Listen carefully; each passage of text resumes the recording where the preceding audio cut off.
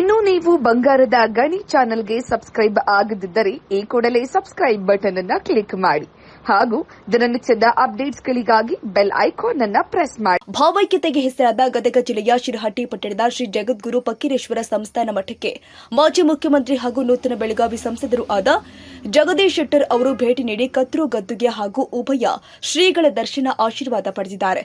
ತದನಂತರ ಮಾತನಾಡಿ, ಜಗದೀಶ್ ಶೆಟ್ಟರ್ ರಾಜ್ಯ ಸರ್ಕಾರದ ಬೊಕ್ಕಸ ಈಗಾಗಲೇ ಖಾಲಿಯಾಗಿದ್ದು ಗ್ಯಾರಂಟಿ ಯೋಜನೆಗಳಿಂದ ಕ್ಷೇತ್ರದಲ್ಲಿ ಅಭಿವೃದ್ಧಿ ಕೆಲಸಗಳು ಆಗ್ತಾ ಇಲ್ಲ. ಅವುಗಳನ್ನು ತಕ್ಷಣವೇ ನಿಲ್ಲಿಸಬೇಕು ಅಂತ ಅವರ ಪಕ್ಷದ ಶಾಸಕರು ಹೇಳ್ತಿದ್ದಾರೆ ಎಂದರು. ರಾಜ್ಯ ಸರ್ಕಾರ ಪೆಟ್ರೋಲ್ ಮತ್ತು ಡೀಸೆಲ್ ದರವನ್ನು ಹೆಚ್ಚಿಗೆ ಮಾಡಿ ಗ್ಯಾರಂಟಿ ಯೋಜನೆಗಳಿಗೆ ಹಣ ಹೊಂದಿಸುವ ಕೆಲಸ ಮಾಡ್ತಾ ಇದೆ ಎಂದು ಜಗದೀಶ್ ಶೆಟ್ಟರ್ ಕುಟುಕಿದ್ದಾರೆ. ಈ ಸಂದರ್ಭದಲ್ಲಿ ಶಾಸಕ ಡಾ ಚಂದ್ರು ಲಮಾಣಿ, ಚಂದ್ರಕಾಂತ್ ನೂರಶೆಟ್ಟರ್, ಜಾನು ಲಮಾಣಿ, ಫಕೀರೇಶ್ವರ ರಟ್ಟಿಹಳ್ಳಿ, ಅಕ್ಬರ್ ಯಾದಗಿರಿ, ಅಜ್ಜು ಪಾಟೀಲ್, ಮಂಜುನಾಥ್ ಸೊಂಟನೂರ ಸೇರಿ ಮತ್ತಿತರರು ಉಪಸ್ಥಿತರಿದ್ದರು. ಚಂದ್ರಶೇಖರ್ ಸೋಮಣ್ಣವರ್, ಬಂಗಾರದ ಗಣಿ ನ್ಯೂಸ್.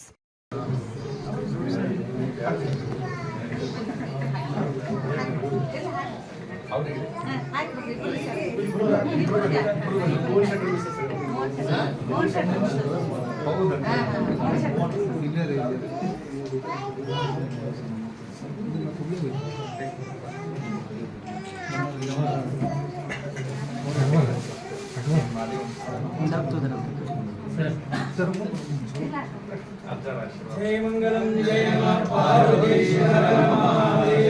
श्री जगद्गुरु फकीरेश्वर महाराज की जय. श्री जगद्गुरु फकीर सिद्धरामेश्वर महाराज की जय. ಯಾವಾಗಲೂ ಮೊದಲಿಂದ ವಾಪಸ್ ಕೊಟ್ಟಿವಿ. ಪ್ರತಿ ವರ್ಷ ನಮ್ಮ ತಾಯಿಯವರು ಬಂದು ದರ್ಶನ ತಗೊಂಡು ಗದ್ಗಿ ದರ್ಶನ ತಗೊಂಡು ಹೋಗ್ತಿದ್ರು.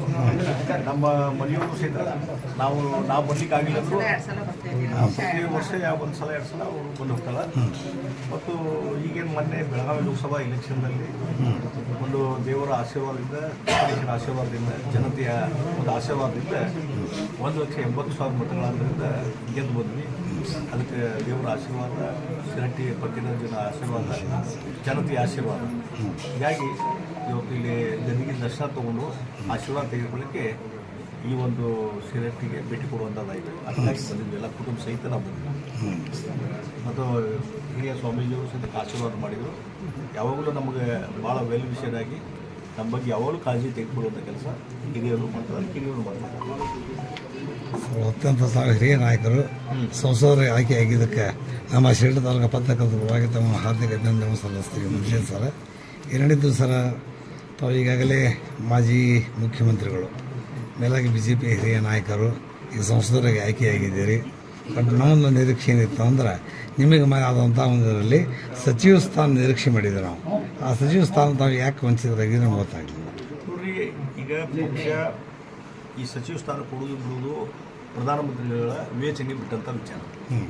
ಮತ್ತು ಪಕ್ಷ ಅದನ್ನು ತೀರ್ಮಾನ ತೆಗೆದುಕೊಳ್ತದೆ. ನಾವು ಮೊದಲಿಂದ ಹೇಳ್ಕೊಂಡ್ಬಂದಿದ್ವಿ, ಪಕ್ಷ ಯಾವ ರೀತಿ ಜವಾಬ್ದಾರಿ ಕೊಡ್ತದೆ, ಏನು ಕೊಡ್ತದೆ, ಅದ್ರ ತಕ್ಕಂಗೆ ನಾನು ಕೆಲಸ ಮಾಡ್ತೀನಿ ಅನ್ನುವಂಥ ಮಾತನ್ನು ಹೇಳಿ ಬೇರೆ ಬೇರೆ ಕಾಣಿಸುವಾಗ ಅವಕಾಶ ಸಿಕ್ಕಿಲ್ಲ. ಜನತೆಯ ಒಂದು ಅಪೇಕ್ಷೆ ಇದೆ, ಆಗಿಲ್ಲ. ಆದರೆ ಇದ್ದಂಥ ವ್ಯವಸ್ಥೆಯಲ್ಲಿ ಇವತ್ತಿನ ಲೋಕಸಭಾ ಸದಸ್ಯರಾಗಿ ಕೆಲಸ ಮಾಡುವಂಥ ಒಂದು ಅವಕಾಶ ಬಂದಿದೆ. ನಾವು ವಿಧಾನಸಭೆಯಲ್ಲಿ ಪ್ರತಿಪಕ್ಷ ನಾಯಕನಾಗಿ 30 ವರ್ಷ ವಿಧಾನಸಭೆಯಲ್ಲಿ ಕೆಲಸ ಮಾಡಿದ್ದೀನಿ. ವಿಧಾನ ಪರಿಷತ್ನಲ್ಲಿ ನನ್ನ ಅನುಭವ ಆಗಿದೆ. ಈಗ ಲೋಕಸಭೆಗೆ ಒಂದು ಹೊಸದಾಗಿ ಅನುಭವ ಆಗುವಂಥದ್ದು ಅವಕಾಶ ಇವತ್ತು ಬಂದದೆ. ಭಾರತೀಯ ಜನತಾ ಪಾರ್ಟಿ ಅದು ಕೊಟ್ಟದೆ. ಈಗ ಬೆಳಗಾವಿ ಲೋಕಸಭಾ ಕ್ಷೇತ್ರ ಜನ ಇವತ್ತು ಆಶೀರ್ವಾದ ಮಾಡಿದ್ದಾರೆ, ಭಾಳ ಪ್ರೀತಿ ವಿಶ್ವಾಸ ತೋರಿಸಿದ್ದಾರೆ. ಆ ಬೆಳಗಾವಿ ಲೋಕಸಭಾ ಕ್ಷೇತ್ರ ಒಂದು ಮಾದರಿ ಲೋಕಸಭಾ ಕ್ಷೇತ್ರ ಮಾಡಲಿಕ್ಕೆ ಏನೇನು ಪ್ಲಾನ್ ಆಫ್ ಆ್ಯಕ್ಷನ್ ಇದೆ, ವಿಷನ್ ಡಾಕ್ಯುಮೆಂಟು, ಅದೆಲ್ಲ ಈಗಾಗಲೇ ನಾವು 1-2 ದಿವಸ ಮೀಟಿಂಗ್ ಮಾಡಿಕೊಂಡು ಬಂದಿದ್ದೇನೆ. ಮತ್ತೆ 1-2 ದಿವಸ ಬಿಟ್ಟು ಮತ್ತೆ ನಾನು ಹೋಗ್ತಾ ಇದ್ದೇನೆ. ಅದೊಂದು ಮಾದರಿ ಕ್ಷೇತ್ರ ಮಾಡುವಂಥದ್ದು ಏನು ಜವಾಬ್ದಾರಿ ಇದೆ ಅದು ಡೆಫಿನೆಟ್ಲಿ ಮಾಡ್ತೀನಿ. ಬೆಳಗಾವಿ ಜನತೆ ಭಾಳ ನನ್ನ ಮೇಲೆ ಭಾಳಷ್ಟು ಹೋಪ್ಸ್ ಇಟ್ಕೊಂಡಿದ್ದಾರೆ. ಅದಕ್ಕೆ ತಕ್ಕಂಥ ಸ್ಪಂದನೆ ಮಾಡುವಂಥ ಕೆಲಸ ಮಾಡ್ತೀನಿ. ಸರ್, ಈಗ ಪಂಚ ಗ್ಯಾರಂಟಿ ಮೇಲಕ್ಕೆ ಎಲೆಕ್ಷನ್ ಮಾಡಿದ್ರೆ ದಿಢೀರನಾಗೆ ಪೆಟ್ರೋಲ್ ಬೆಲೆ, ಡೀಸೆಲ್ ಬೆಲೆ ಏರಿಸಿದ್ರೆ ನೋಡಿ, ಈಗ ಖಜಾನೆ ಖಾಲಿ ಆಗಿಬಿಟ್ಟಿದೆ. ಬರೇ 1 ವರ್ಷ ಈ ಗ್ಯಾರಂಟಿ ಯೋಜನೆ ಅನುಷ್ಠಾನ ಮಾಡಲಿಕ್ಕೆ ಹೋಗಿ ಇವತ್ತು ಇಡೀ ಖಜಾನೆ ಖಾಲಿ ಆಗಿದೆ. ಕಾಂಗ್ರೆಸ್ಸಿನ ಶಾಸಕರೇ ಟೀಕಾ ಮಾಡಲಿಕ್ಕೆ ಚಾಲು ಮಾಡಿದ್ದಾರೆ. ಇವತ್ತು ನಮಗೆ ಗ್ಯಾರಂಟಿ ಅನುಷ್ಠಾನ ಮಾಡಿದ್ರಿಂದ ನಮಗೇನು ರಾಜಕೀಯವಾಗಿ ಲೋಕಸಭಾ ಚುನಾವಣೆಯಲ್ಲಿ ಲಾಭ ಆಗಲಿಲ್ಲ. ಇದು ಗ್ಯಾರಂಟಿ ಯೋಜನೆ ತಂದು ಏನು ಉಪಯೋಗ ಆಯಿತು, ಅದಕ್ಕೆ ಅದನ್ನು ಹಿಂದೆ ತಗೊಳ್ಳಿ, ನಮ್ಮ ಯಾವುದೇ ಕ್ಷೇತ್ರಗಳ ಅಭಿವೃದ್ಧಿ ಕೆಲಸ ಆಗ್ತಾ ಇಲ್ಲ ಅನ್ನುವಂಥದ್ದು ಕಾಂಗ್ರೆಸ್ಸಿನ ಶಾಸಕರೇ ಪ್ರಾರಂಭ ಮಾಡಿದ್ದಾರೆ ಟೀಕೆಗಳನ್ನು. ಹೀಗಾಗಿ ಯಾವುದೇ ಸಂದರ್ಭದಲ್ಲಿ ಸಿದ್ದರಾಮಯ್ಯನವರು ಇನ್ನು ವಾಪಸ್ ತೆಗೆದುಕೊಳ್ಳುವಂಥ ಪಾಸಿಬಿಲಿಟಿನೂ ಇದೆ. ಅದೊಂದು 108 ಕಂಡೀಷನ್ ಹಾಕಿ ಆದಷ್ಟು ಫಲಾನುಭವಿಗಳ ಸಂಖ್ಯೆನೂ ಕಡಿಮೆ ಮಾಡುವಂಥ ಪಾಸಿಬಿಲಿಟಿ ಇದೆ. ಅದಕ್ಕಾಗಿ ಇವತ್ತೇನು ಚುನಾವಣೆ ಕೇವಲ ತಾತ್ಕಾಲಿಕ ಒಂದು ಲಾಭದ ಸಲುವಾಗಿ ಏನೋ ಯೋಜನೆ ಮಾಡಿದರೆ ಅದರಿಂದ ಲಾಂಗ್ ರನ್ ಏನೂ ಆಗೋದಿಲ್ಲ, ಜನರಿಗೆ ಒಳ್ಳೆಯದಾಗೋದಿಲ್ಲ ಅನ್ನೋದು ಇದೊಂದು ಉದಾಹರಣೆ. ಅದಕ್ಕಾಗಿ ಇದು ಘೋಷಣೆ ಮಾಡೋದು ಮತ್ತು ವಿಡ್ರಾ ಮಾಡೋದು ಇದೆಲ್ಲ ಒಂದು ಒಳ್ಳೆ ಪರಂಪರೆ ಅಲ್ಲ. ಅದಕ್ಕಾಗಿ ಅವ್ರಿಗೆ ಬಿಟ್ಟಂಥ ವಿಚಾರ ಇನ್ನು ಇದೇ ರೀತಿ ಮುಂದುವರೆದರೆ ರಾಜ್ಯದ ಖಜಾನೆ ಖಾಲಿ ಆಗ್ತದೆ. ನಾಳೆ ಸರ್ಕಾರಿ ನೌಕರಿಗೆ ಪಗಾರ ಕೊಡಲಾರ್ದಂಥ ಪರಿಸ್ಥಿತಿ ಇವತ್ತು ನಿರ್ಮಾಣ ಆಗ್ತದೆ. ಹೀಗಾಗಿ ಈ ಪರಿಸ್ಥಿತಿ ಇವತ್ತು ನಿರ್ಮಾಣ ಆಗಿದೆ. ಅದಕ್ಕೆ ಇವತ್ತು ನೋಡಿ ಈ ಖಜಾನೆ ತುಂಬಿಸ್ಲಿಕ್ಕೆ ಏನು ಪ್ಲ್ಯಾನ್ ಮಾಡಿದ್ರು, ಮತ್ತೆ ಜನರ ಮೇಲೆ ಭಾರ, ಪೆಟ್ರೋಲ್ ಬೆಲೆ ಏರಿಕೆ ಮತ್ತು ಡೀಸೆಲ್ ಬೆಲೆ ಏರಿಕೆ ಆಗಿದ್ದರಿಂದ ಮತ್ತು ಅದು ಬೊಕ್ಕಸಕ್ಕೆ ಹಣ ತೆಗೆದುಕೊಳ್ಳಿಕ್ಕೆ ಮಧ್ಯಮ ವರ್ಗದ ಬಡವರ ಮೇಲೆ ಇವತ್ತು ಮತ್ತೆ ಭಾರ ಹಾಕುವಂಥ ಕೆಲಸ ಕಾಂಗ್ರೆಸ್ ಸರ್ಕಾರ ಮಾಡ್ತಾ ಇದೆ. ಇದು ಒಳ್ಳೆಯದಲ್ಲ. ಅದಕ್ಕಾಗಿ ನಮ್ಮ ಪಕ್ಷ ಈ ಬಗ್ಗೆ ಹೋರಾಟ ಮಾಡಲಿಕ್ಕೆ ಈಗಾಗಲೇ ಅಣಿಯಾಗಿದೆ. ಇದನ್ನು ತಕ್ಷಣ ಬೆಲೆ ಏರಿಕೆಯನ್ನು ವಿಡ್ರಾ ಮಾಡಬೇಕು ಅನ್ನುವಂಥ ಒತ್ತಾಯವನ್ನು ನಾನು ಮಾಡ್ತೀನಿ.